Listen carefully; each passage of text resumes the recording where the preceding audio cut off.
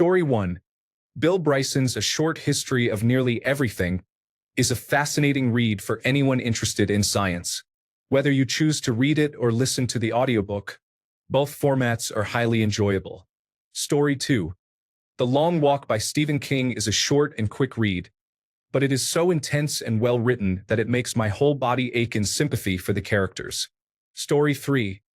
The Count of Monte Cristo is very nostalgic for me and one of my favorite stories of all time. I was very happy to see the story finally get a great movie adaptation this past year. Story 4. I have been reading the Wheel of Time series since I was 11 or 12 years old. I have read the full 14 books 3 times and the first 5 books 10 times. I have read the Cosmere series 6 times and Dungeon Crawler Carl 7 times since last July. Story 5. The Silmarillion and the Lord of the Rings trilogy are 2 of my favorite books. I read them once every year or every other year for the last 20 years since I first read them in high school. Story 6. Guards by Terry Pratchett is lighthearted and deeply thoughtful, combining wit and silliness, with moments that can bring a lump to your throat. The Commander Vim's boot theory of income disparity and capitalism is particularly relevant today. Sincerely, Sir Terry. Story 7. The Stand. One day, there will be a television show that does it justice completely, rather than just having some good elements. But for now, I read the book every summer. Story 8. Night Watch by Terry Pratchett is a book I reread every May, or usually in April, because that's when lilacs bloom in Poland. Seeing them reminds me of this book so much that I need to read it again. Story 9. Pride and Prejudice. I honestly don't usually read romance books, but this one captivates you in a completely different way. Story 10. The Stand, Information Technology, Shogun, Qualify, Time Enough for Love, Stranger in a Strange Land, Ender's Game. Edited to add another Heinlein title I read a lot as a teenager. Story 11. To me, surprisingly, it's actually World War Z. I just love the way the book flows and how it's set up with so many people telling their stories. I would love to hear more of them. I just read one that was very similar on Kindle, but it's a style I absolutely adore. Story 12. Hobbit, Lord of the Rings, and Silmarillion by J.R.R. Tolkien. Chronicles of Narnia by C.S. Lewis. Nightmares and Dreamscapes by Stephen King. Blood-curdling tales of horror and the macabre by H.P. Lovecraft. Guards by Terry Pratchett. I read Tolkien and Lewis many times, partly because I read them to my children. Story 13. A Thousand Splendid Suns by Khaled Hosseini makes me cry every time because of how tragically beautiful it is. Story 14. I Like Atomic Habits. I keep improving myself with that book. It is a great read. I am not telling you what to do, but I can give you an example of what you can do better. Story 15. All of the books in the Clan of the Cave Bear series are incredibly descriptive. It's as if I can feel the sun on my skin and smell the flowers as the main character walks by. They help me escape reality and immerse myself in their world. I have read the series at least 8 times in 3 different languages, and I make it a point to read it once a year. Story 16. For me, it's Ready Player One. I got it in a loot crate years ago, and it's so dog-eared and battered from rereading. I even listen to the audiobook version regularly. It scratches my adventure itch as well as my geek itch. It's become my go-to book. It's just a shame the movie deviated so much from the book. Story 17. Zen and the Art of Motorcycle Maintenance and Illusions by Richard Bach both help to realign my thinking. Story 18. This is a young adult book, but I still love it. The Mostly True Diaries of a Part-Time Indian. It's funny yet touching, addressing real issues in the Native American community out west. I recommend it to anyone who might enjoy it. Also, Project Hail Mary. The space enthusiast in me loves that book. Story 19. The Great Gatsby is a book I encourage others to read as well. I have owned many copies throughout my life because I tend to give them away. People often come back to me and ask why I made them read it. I believe they expected a happy ending. I have also read Brave New World numerous times over the years. These are perfect books. Story 20. Huck Finn was one of the first books that I genuinely enjoyed reading as a child, and I probably read it a couple of dozen times during my childhood. Story 21. A bunch of them, honestly, but Watership Down is probably number one. The rest of the top 10, in no particular order. The Gods Themselves by Isaac Asimov. A Separate Piece. Clan of the Cave Bear and Valley of Horses. Piers Anthony's Blue Adept Trilogy. The Chronicles of Narnia. A Wrinkle in Time Trilogy. The Eight by Catherine Neville. Story 22. Depending on my mood, I alternate between my two favorites, Pride and Prejudice. It is a truth universally acknowledged that a single man in possession of a good fortune must be in want of a wife. However little known the feelings or views of such a man may be upon first entering a neighborhood, this truth is so firmly established in the minds of the surrounding families that he is considered the rightful property of one or another of their daughters. And Jane Eyre. What a consternation of soul was mine that dreary afternoon. How my mind was in turmoil and my heart in insurrection. Yet in what darkness, what dense ignorance, was the mental battle fought. I could not answer the ceaseless inward question, why I thus suffered. Now, at a distance of, I will not say how many years, I see it clearly. Story 23. The Alchemist by Paulo Coelho impacts me differently each time I read it, depending on my current life situation. Story 24. A Memory of Light is the final book in the Wheel of Time series. I have read the entire series a few times, though I skip Crossroads of Twilight. However, I have read the final book over 6 times. I feel chills with the ending every single time. Story 25.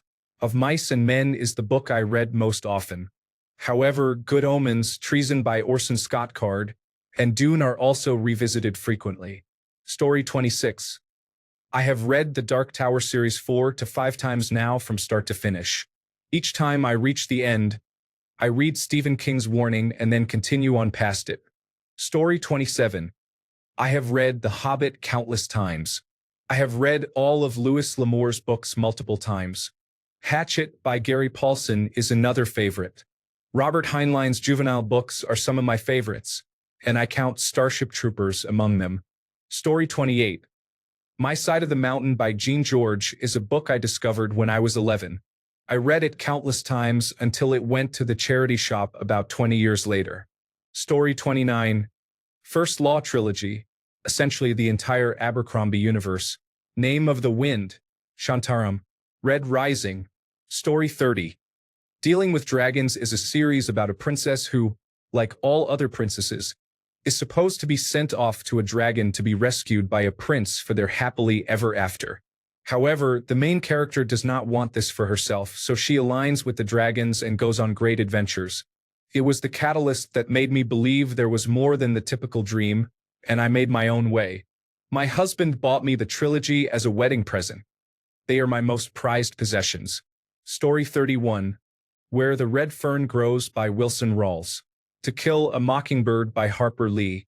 The Hobbit by J.R.R. Tolkien. Number the Stars by Lois Lowry. The Long Winter by Laura Ingalls Wilder. The Bell Jar by Sylvia Plath. Kingdom of Fear by Hunter S. Thompson. Story 32. The Unbearable Lightness of Being by Milan Kundera. I feel like I gain something different from the book every time I read it. I have read it about 5 times since my first reading in 2010 and am overdue for another read. Story 33. Dead-Eye Dick by Kurt Vonnegut is a brisk read with deep themes and humor that masks a strong message. It explores broken family elements that I can relate to. Story 34. The Eye of the World by Robert Jordan. I read it when it was released and have reread it every time a new book in the series came out, so I estimate I've read it 15 times. I also listened to the audiobook once and watched the adaptation that Amazon produced for The Wheel of Time. It's starting to improve, but they significantly altered The Eye of the World. Story 35. The Girl Who Loved Tom Gordon by Stephen King is an underrated discovery. It is visceral and terrifying. It was my first book by King, and I was hooked afterward. Story 36. The Outsiders by Susan E. Hinton is a great book, and I wish I could read it again for the first time. Story 37. Brandon Sanderson, Final Empire Mistborn Series, Book 1. So much happens, and when you think it's over, it continues. The book is an excellent read, or if you prefer, the audiobook narrated by Michael Kramer is outstanding. The entire Mistborn series is truly great, but I can always return to this book and still be fascinated by it. Story 38. The Cradle series by Will White is perfect for fans of Dragon Ball Z, Avatar, The Last Airbender, or Shounen anime. The audiobooks are even better. I discovered this series last year and I am currently on my third read-through, now at book 11, so I am close to the end once more. I will probably revisit it again next year. Story 39. Huckleberry Finn and Roughing It are both excellent reads that deserve multiple readings. An honorable mention goes to The Hitchhiker's Guide to the Galaxy. Story 40. Watership Down is like The Lord of the Rings, but with rabbits. The book is truly epic. I feel amazed every time I read it. Story 41. These are books I have read at least 3 times in my lifetime. Jane Austen's Persuasion and Pride and Prejudice, Fyodor Dostoevsky's Crime and Punishment, Herman Hesse's Under the Wheel, Diana Wynne Jones' Crestomancy Chronicles series and Howl's Moving Castle, and Louisa May Alcott's Little Women. I know there must be more from my younger years, but those are the ones I intend to read at least once more if I get to live long enough. I have a long-to-be-read list ahead, and I am already 43. I love Dickens' Great Expectations, but I don't think I have read it more than twice. Story 42. To Kill a Mockingbird by Harper Lee. The Rules of Civility by Amor Towles. Stocky and Company by Rudyard Kipling. Cold Sassy Tree by Olive and Burns. Dolores Claiborne and the Stand by Stephen King. Touch by Elmore Leonard. Story 43. Hitchhiker's Guide to the Galaxy by Douglas Adams. Atlas Shrugged by Ayn Rand. Stranger in a Strange Land by Robert Heinlein. Illusions by Richard Bach. We Are Legion, We Are Bob by Dennis Taylor. Live Free or Die by John Ringo. Skyward by Brandon Sanderson. Snow Crash by Neil Stevenson. Story 44. Millennium Series. Ignoring the additional books that followed The Girl Who Kicked the Hornet's Nest. Story 45. Atomic Habits is a great reminder of how tiny steps taken consistently can eventually lead to significant change. Story 46. The Hobbit by J.R.R. Tolkien. Alice's Adventures in Wonderland and Through the Looking Glass by Lewis Carroll. The Southern Vampire Mysteries by Charlaine Harris. Anything by Stephen King. Story 47. Snow Crash by Neil Stevenson. The author foresaw the future of the internet before most of us had dial-up. And who doesn't love hero protagonist? A pizza delivery driver for the mafia, an old-school hacker, and the best swordsman in the metaverse. The Wheel of Time series by Robert Jordan. I can't tell you how many times I read the first 7 or 8 books back in the day, waiting for the newer ones. I did another reread of all 15 books a couple of years ago. The ending is a long time coming, but they really nail the landing. I've gotten married since then, so I think the next time I go through the series, I'll listen to the audiobooks and make my spouse listen too. Slaughterhouse-Five by Kurt Vonnegut. That book hits me in the feels every time. It's a tale that touches you emotionally, told in a wildly creative way. Baby legs at one end and old man legs at the other. I'll probably read it again this year.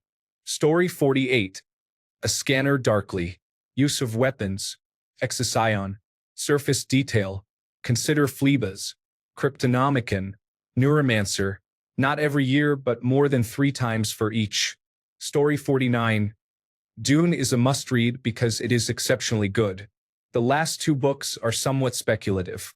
Story 50. Green Eggs and Ham. But seriously, I loved Hatchet as a child. I don't read every year, but I read it several times as a child and teenager, and I think I've read it twice as an adult. I might have to check it out again. Story 51. There are 2 books I love reading. 1. Lord of the Flies. 2. The Last Execution. I have been reading Ulysses for a couple of years because it is quite lengthy and I don't have much time to read. I really enjoy it, but it is so long. Story 52. Dark Tower series. I tend to read the anthology every year or 2.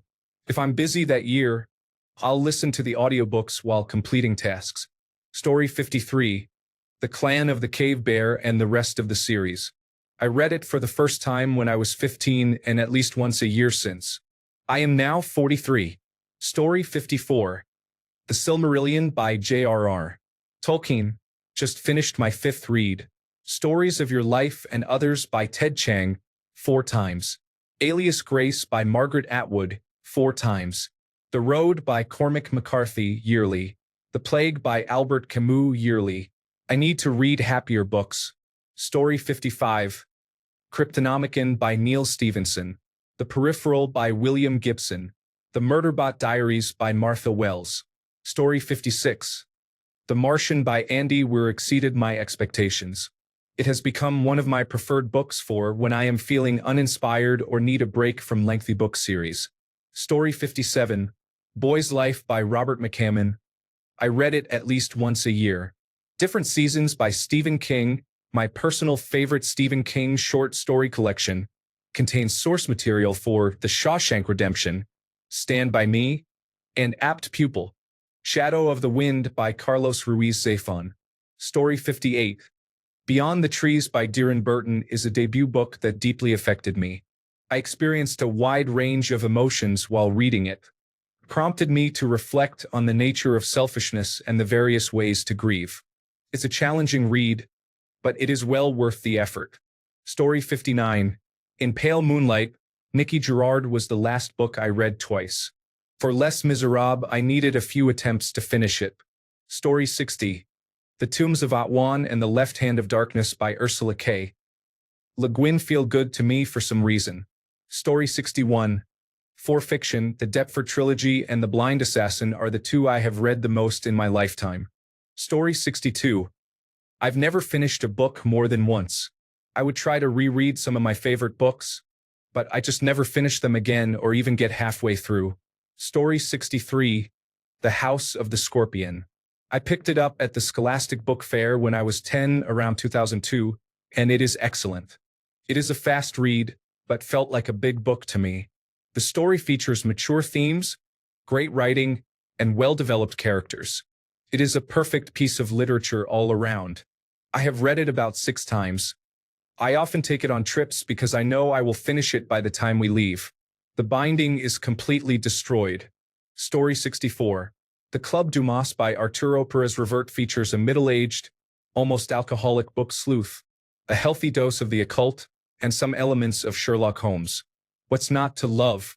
The Ninth Gate, based on the book, was entertaining, but the book deserved a miniseries.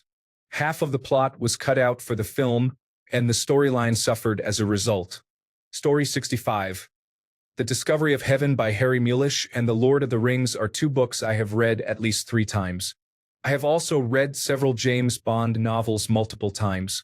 Story 66. Kingkiller Chronicles. I feel like most people who have read them straight up miss how incredibly complex they are. Rothfuss is a genuine genius.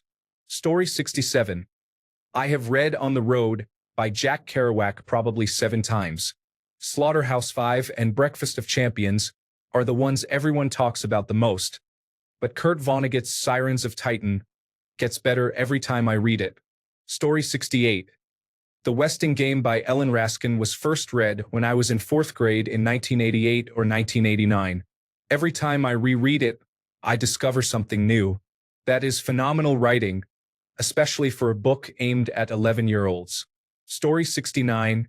Tau Zero by Poul Anderson. I have lost track of how many times I've read it. Additionally, Watership Down. Many times. I have the same reaction by the end of it every time. Story 70. Hitchhiker's Guide to the Galaxy and its sequels. The Name of the Wind and its sequel. Awaken Online. I read through the series again each time another book is released. Story 71. The Lord of the Rings. My mom first read it to me when I was about 4 years old, and I have loved it ever since. There is so much to learn from that book, including lessons about love and masculinity. Story 72. Night Watch by Terry Pratchett. I read it every spring when I start seeing lilacs bloom. How do they rise up? Story 73. I love Arthur Ransom for comfort reading. The Lord of the Rings is similar. War and Peace is an incredible book. I don't know why it has a reputation for being hard. It's not, and it's well worth rereading. I'm due for a read. Catch-22. I love it. Patrick O'Brien's Aubrey/Maturin sequence. Hitchhiker's Guide to the Galaxy. Terry Pratchett. Hadrian 7. Beau Geste. Kim. That's just a start. Off the top of my head. I reread most books that I like. Many people rewatch movies, and it would be strange if you only listen to albums you enjoy just once. Why is it different with books? I still read new ones too. Story 74. The entire Lord of the Rings series. I have others too, but that is probably the biggest. I just need to be in Middle-earth sometimes. Story 75. The Lord of the Rings trilogy, The Silmarillion, To Kill a Mockingbird, Patrick O'Brien's entire Aubrey Maturin series of Mice and Men, 1984, Animal Farm, and nearly everything by Kurt Vonnegut. Story 76. The Secret History by Donna Tartt. I think I will start it again now. The snow in the mountains was melting, and Bunny had been dead for several weeks before we came to understand the gravity of our situation. I suppose at one time in my life I might have had many stories, but now there is no other. This is the only story I will ever be able to tell. Story 77. Book of Shadows by James Reese. An intersex witch named Herculine comes of age in post-revolution France, where she is taken in by her elegant mentor Sebastiana and her group of interesting housemates. The demon Asmodeus, a ghostly and attractive incubus, and his beautiful partner, and a curiously appealing farmhand. Revolutionary history is woven throughout, and Herculine learns much about her physiological condition, sexuality, and, of course, witchcraft, with her final task being to help the incubus put his beloved partner's spirit to rest. Story 78. The True Confessions of Charlotte Doyle. I know it's a children's book, but my fourth-grade teacher read it to the class, and I fell in love with it.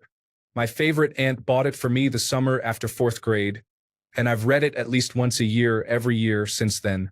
By my calculations, I've read it at least 30 times, but maybe more. I am devastated that I had the copy my aunt got me for years. I even had to have it rebound multiple times, and loaned it to a close friend who was a huge book lover. She never returned it, claimed she had given it back, and we subsequently had a falling out over something totally unrelated. That book was so special to me for so many reasons. It pains me to know I'll never get it back. I got a replacement copy, but it's not the same. Story 79. I don't tend to read books multiple times a year, but a few I have revisited. I have read Shogun 4 times.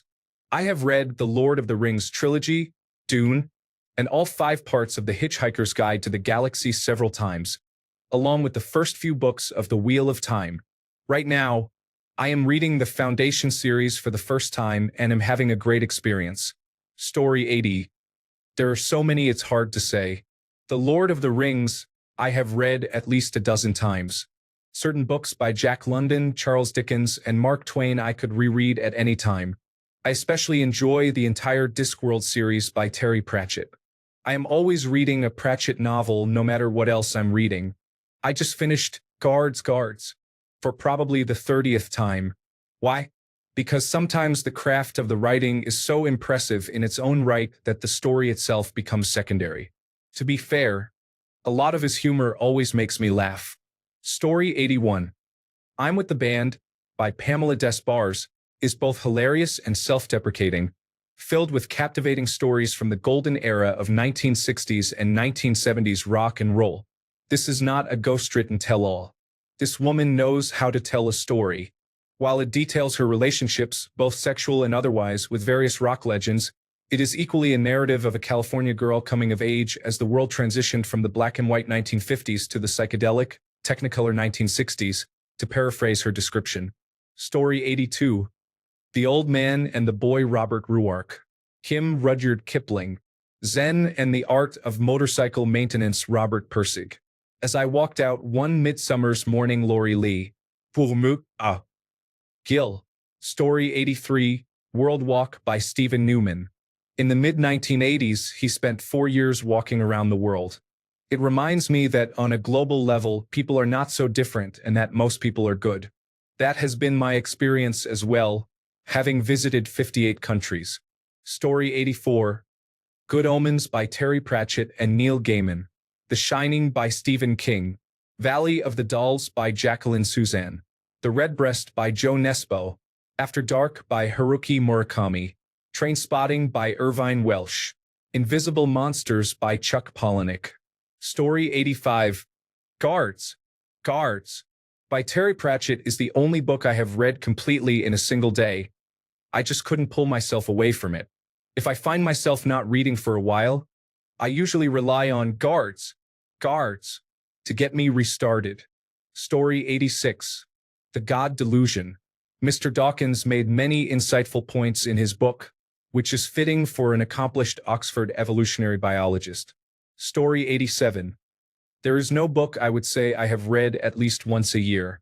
However, here are the books I have read more than 3 times in my lifetime.